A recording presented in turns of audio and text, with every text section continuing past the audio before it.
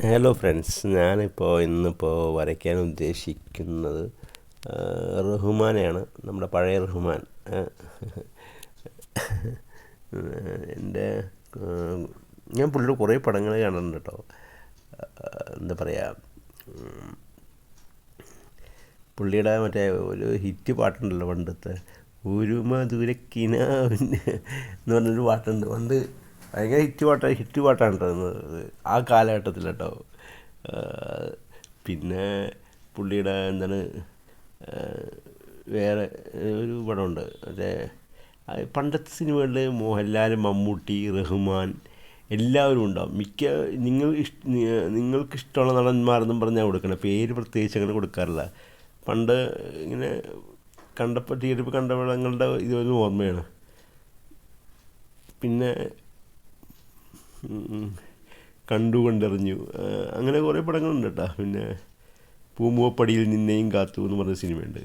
അതിലെനിക്ക് ഒരു നല്ല പാട്ടുണ്ട്, അത് ഭയങ്കര ഹിറ്റായി. റഹ്മാനെ ഓർക്കുമ്പോൾ ആ പാട്ടാണ് ശരിക്കും പറഞ്ഞ ഒരു പൂങ്കാറ്റിനോടും കിളികളോടും കഥകൾ ചൊല്ലി എന്നും പറഞ്ഞൊരു പാട്ടാണ്.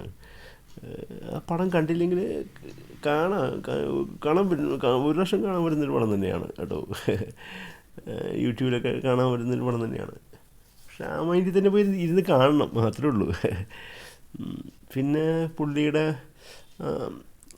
ആദ്യത്തെ പടം ഇല്ലേ, ഒരു താരാട്ട് പാട്ടൊക്കെയുള്ള ഒരു പടം, മമ്മൂട്ടിയുടെ കിളിക്കൂടോ, കാറ്റത്തെ കിളിക്കൂടോ, അങ്ങനെ ഒരു പടം ഉണ്ടായിരുന്നു. മമ്മൂട്ടി ആർമി ഓഫീസറായിട്ട് അവസാനം മമ്മൂട്ടി കൊല്ലണം റഹ്മാനെ. അങ്ങനത്തെ ഒരു ക്യാരക്ടർ ആയിരുന്നു.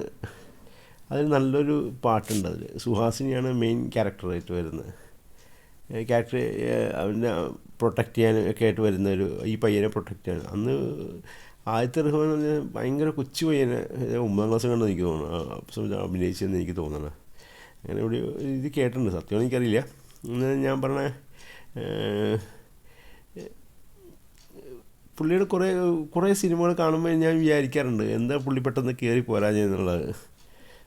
ശരിക്കും നല്ല അഭിനയമൊക്കെ തന്നെ ആയിരുന്നു എനിക്ക് തോന്നുന്നു. ഒരു നിഷ്കളങ്കമായ പിന്നെ ഒരു അഭിനയമായിരുന്നു. എന്താ പറയുക, കുറച്ച് നാൾ മുമ്പാണ് ഈ പുള്ളിയുടെ ഒരു പഴയ പടം ഞാൻ വെറുതെ യൂട്യൂബിൽ കണ്ടിട്ടുണ്ടായിരുന്നു. അതിന് മമ്മൂട്ടിയുടെ അനിയനായിട്ട് ശരിക്കും എന്താ പറയുക, ഇപ്പോഴുള്ള അനിയന്മാരൊക്കെ പോലെ തന്നെയാണ്. ഒരു പ്രത്യേക പടം, സുഖമായിരുന്നു ആ പടം കണ്ടപ്പോൾ കേട്ടോ. ഇടയ്ക്ക് നമ്മൾ പഴയ ഇതൊക്കെ കാണുന്നത് നല്ലതാണ്. എൻ്റെ ഒരു ഇതാണ് കേട്ടോ ഞാൻ പറഞ്ഞത്. കാരണം എന്താ പറയുക, നമ്മൾ എന്താ പറയുക, പ്രസൻറ്റിൽ നിന്ന് മാറിയിട്ട് കുറച്ച് ബാക്കിലേക്ക് പോകും. അതായത് ഫോണൊന്നും ഇല്ലാത്ത ഒരു കാലഘട്ടം, അങ്ങനെ വേണമെങ്കിൽ പറയാം. അതായത് ഏറ്റവും ഫസ്റ്റ് പോയിന്റ് പറയുന്നത് ഫോണില്ലാത്ത, മൊബൈൽ ഫോണുകളില്ലാത്ത, ടി വി മെയിൻ താരമായി വരുന്ന ഒരു കാലഘട്ടം എനിക്ക് തോന്നുന്നത്. വീടുകളിൽ വലിയ ടി വി ഉണ്ടാവും, വലിയ മറ്റേ പഴയ ബെൻസൊക്കെ ഉള്ള ഒരു കാലഘട്ടം. അങ്ങനെ തോന്നിയിട്ടുണ്ട്.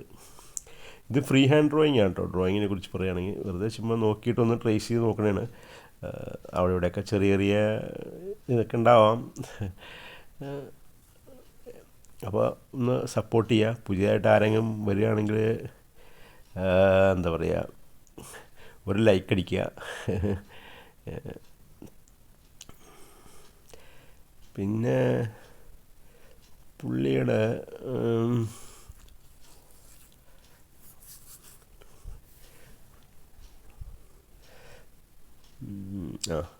പുള്ളിയുടെ എനിക്ക് ഇഷ്ടപ്പെട്ട സിനിമ എന്ന് പറയാൻ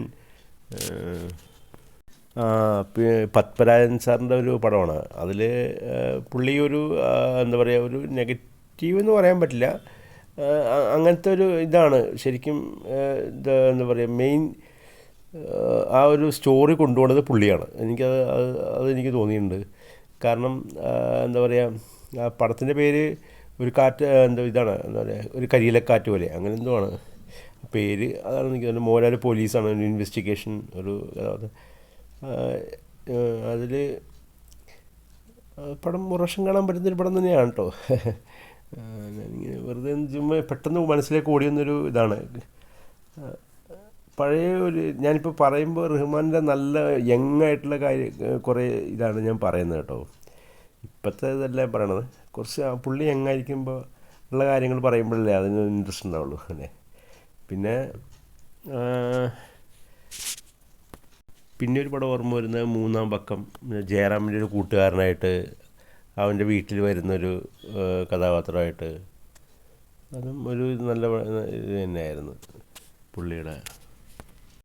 എൻ്റെ ഒരു ഓർമ്മ ശരിയാണെന്നുണ്ടെങ്കിൽ ശരിക്കും പറഞ്ഞാൽ എൻ്റെ ഒരു അഭിപ്രായം പറഞ്ഞാൽ ശരിക്കും ആ ഒരു എന്താ പറയുക പുള്ളി വന്ന് ഇറങ്ങിയ ആ സമയത്തുണ്ട്, അതായത് ഒരു 90s 90s മുമ്പായിട്ടുള്ള ആ ആ ഒരു ടൈമിൽ പുള്ളി ഭയങ്കര ഒരു എനർജി ആയിരുന്നു ശരിക്കും പറഞ്ഞാൽ. എനിക്ക് തോന്നുന്നു ആ കാലഘട്ടത്തിലെ ഓഡിയൻസ് എല്ലാവരും ആ പുള്ളിനെ ഭയങ്കരമായിട്ട് സപ്പോർട്ട് ചെയ്തിരുന്നു എന്ന് എനിക്ക് തോന്നുന്നത്.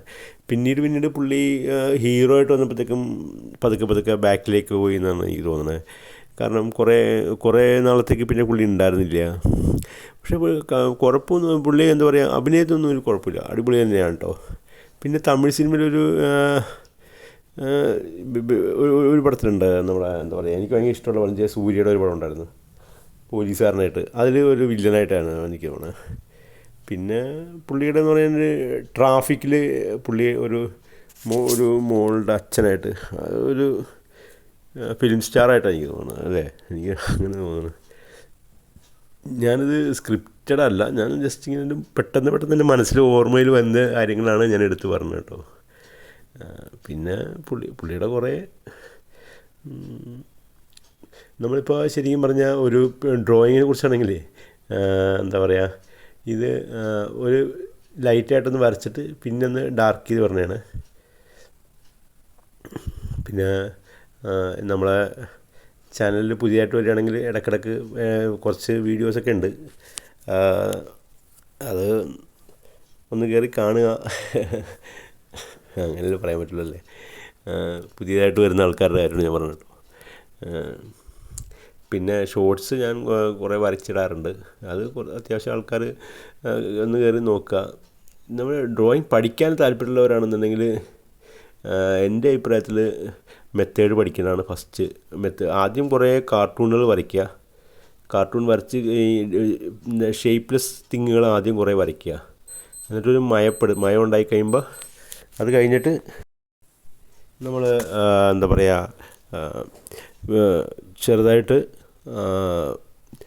ഹ്യൂമൻ സ്ട്രക്ചറുകളൊക്കെ പതുക്കെ വരച്ചു തുടങ്ങുക. പിന്നെ കണ്ണ് സെപ്പറേറ്റ് വരയ്ക്കുക, വായ, മൂക്ക് അങ്ങനെ സെപ്പറേറ്റൊക്കെ കറക്റ്റ് ആദ്യം നമ്മൾ ഭയങ്കര ഷാർപ്പായിട്ട് ഫോക്കസ് ചെയ്ത് വരയ്ക്കുന്ന രീതിയിലാണ് പഠിക്കുക.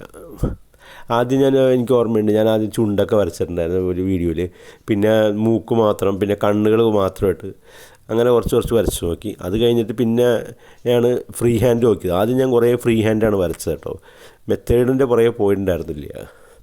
പിന്നെ പതുക്കെ എനിക്ക് തോന്നി മെത്തേഡും കൂടി വേണം. കാരണം നമ്മൾ എപ്പോഴും നമ്മുടെ ഉള്ളിൽ ഒരു എന്താ പറയുക, ഒരു ടീച്ചിങ് ആർട്ട് ഉണ്ടാവണം എപ്പോഴും നല്ലതാണ്. ഫ്രീ ഹാൻഡ് എന്ന് പറയുമ്പോൾ ശരിക്കും നമ്മൾ നോക്കി അപ്പോഴത്തെ നമ്മുടെ മെഷർമെൻ്റ് എടുത്ത് അങ്ങ് വരക്കണതല്ലേ.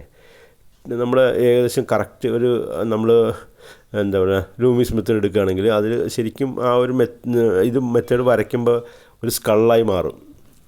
അത് കുറച്ച് ഭയങ്കര നല്ല കാര്യമാണ്. അപ്പോൾ പിന്നെ ബാക്കിയുള്ള കാര്യങ്ങൾ സെറ്റ് ചെയ്താൽ മാത്രം മതി.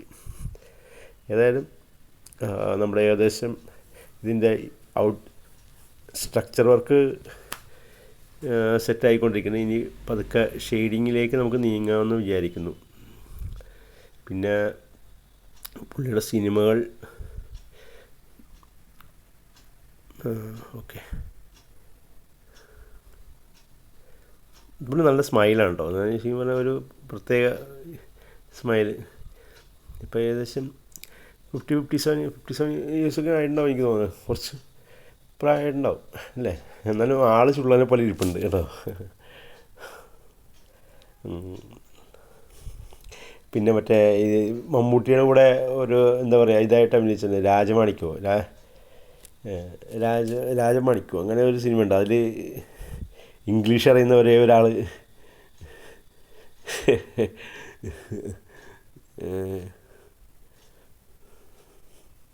പക്ഷേ ഓക്കെ, നമ്മൾ കുറച്ചൊക്കെ ഷെയ്ഡ് ചെയ്തിട്ടുണ്ട്. അത്യാവശ്യം പുതിയ ലേറ്റസ്റ്റ് ഒരു റഹ്മാനല്ല, കുറച്ചൊരു വഴക്കമുണ്ട്. ഞാൻ ലാസ്റ്റ് അതിൻ്റെ ആ ഒരു വരച്ച ഫോട്ടോൻ്റെ ഏകദേശം ആ ഒരു ഫോട്ടോസ്റ്റാറ്റ് പേപ്പർ ഞാൻ ഇട്ടിട്ടുണ്ട് ഇതിൽ.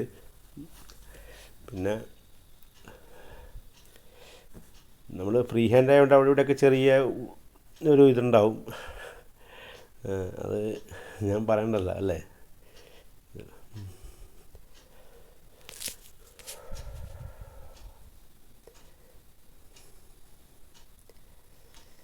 ഇനിയിപ്പോൾ കളറിങ് ഒക്കെ ചെയ്തിട്ട് പഠിക്കണം. കളറിങ് കാര്യങ്ങളൊക്കെ സെറ്റ് ചെയ്ത് പഠിക്കുമ്പോഴാണ് കറക്റ്റ് ഏകദേശം ഒരു ഫോട്ടോ പോലെ സെറ്റാക്കാൻ പറ്റുള്ളൂ. കളർ പെൻസിലിട്ടിട്ട് അടുത്തത് അങ്ങനെ നോക്കാമെന്ന് വിചാരിക്കുന്നുണ്ട്. ഓക്കെ, ഇനി കുറച്ച് ഡാർക്ക് ചെയ്താൽ മാത്രം മതി. കുറച്ച് സ്ഥലത്ത് എവിടെയെങ്കിലും ചെറുതായിട്ടൊക്കെ വ്യത്യാസം ഉണ്ടെങ്കിൽ മായ്ച്ച് അഡ്ജസ്റ്റ് ചെയ്യുക എന്നുള്ളത് തന്നെയാണ്. പിന്നെ നമ്മൾ കഴിവതും നമ്മൾ ഓരോ പടം വരയ്ക്കുമ്പോൾ നമ്മൾ സമയം ഏകദേശം നോക്കണം എന്നാണ് ഞാൻ പറയുന്നത് കേട്ടോ. നമ്മൾ ഏകദേശം എത്ര ടൈം അതിന് സ്പെൻഡ് ചെയ്യുന്നുണ്ട് എന്നുള്ളതിൻ്റെ നമുക്ക് നമ്മുടെ ഉള്ളിലൊരു ഇതുണ്ടായിരിക്കണം, ഒരു കാൽക്കുലേഷൻ ഉണ്ടായിരിക്കണം എന്ന് ഞാൻ സജസ്റ്റ് ചെയ്യുന്നുണ്ട് കേട്ടോ.